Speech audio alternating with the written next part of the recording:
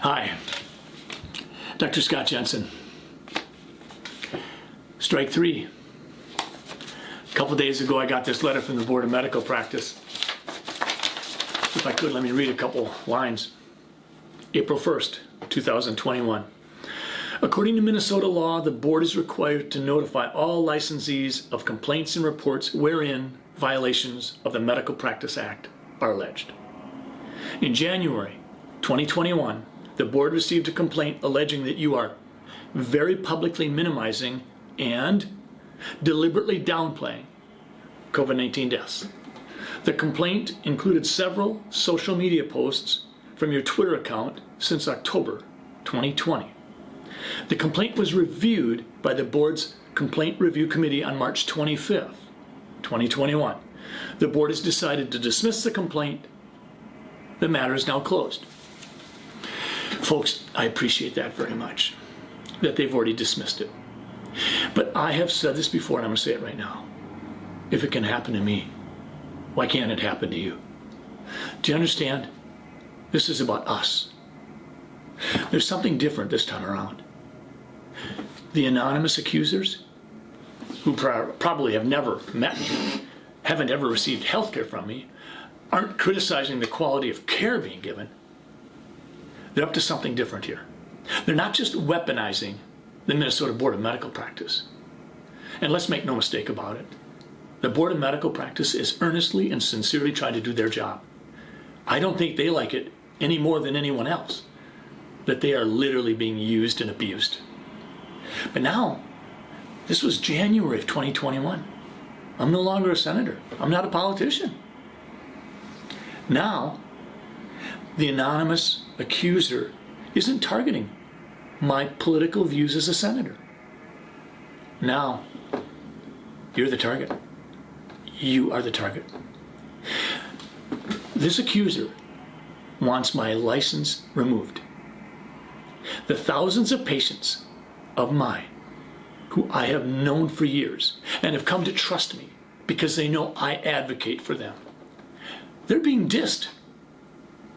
This accuser doesn't give a rip about you. And this isn't just happening to me. This is happening to physicians around the state, around the country, and around the globe. This is a direct attack on you. There's a lot of patients out there trying to find a doctor that they're comfortable with. It isn't like ordering a pizza from a menu. This is tough stuff. And this person's saying, too bad. Let's go back to the complaint. Very publicly minimizing and deliberately downplaying. January. Well, in December, I asked the governor, could we just do an audit? That will clarify the issue. We could start actually rebuilding trust. We could build bridges. We could find common ground. We could acknowledge that hundreds and hundreds of death certificates in Minnesota do not have COVID-19 as the underlying cause of death. And since that's the way we always did it for the last 20 years, we shouldn't have changed it just for COVID-19. Deliberately downplaying COVID-19. When Tony Fauci said in January of 2020, 15 months ago, it is a very low risk to the U.S. It isn't something the American people need to be frightened of. I don't think he was trying to downplay it. He was reporting what he had to report. Later in the same month, he said, the driver of outbreaks has always been a symptomatic person. Now, he said things differently from that, but I don't think he was trying to downplay it or minimize it. On February 28th, he compared it, COVID-19, to the flu in the New England Journal of Medicine. I don't think he was downplaying it. He was giving us the information he thought he had at the time.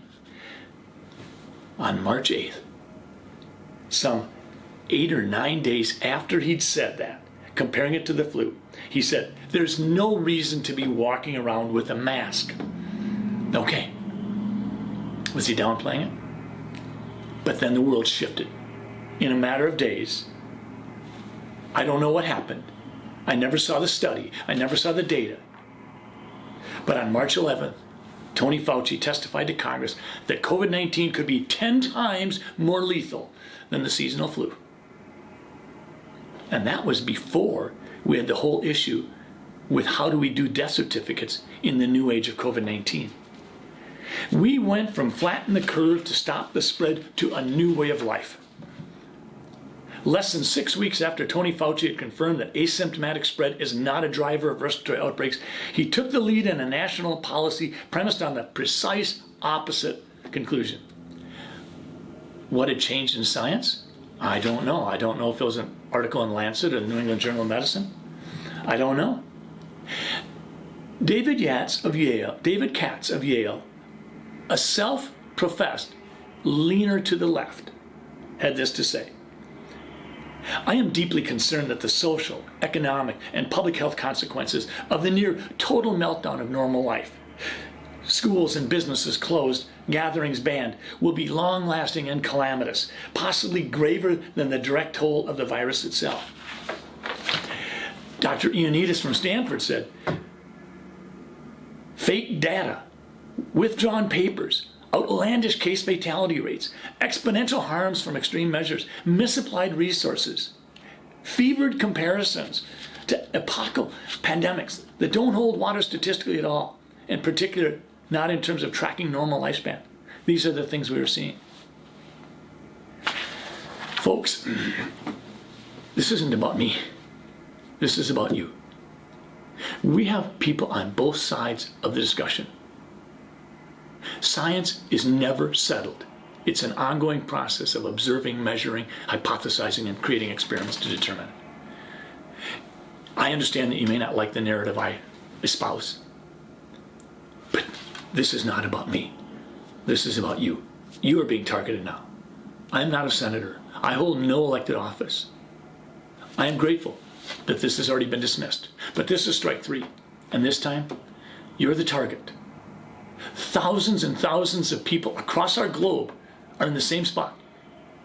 Your doctors will be grounded. They will be sent to the dugout. Strike 3, they're out. You've got to engage. You've got to be aware of this. Think about it. My license is intact. But the relationship that you have with your doc, it may not be long lasting. Have a good day.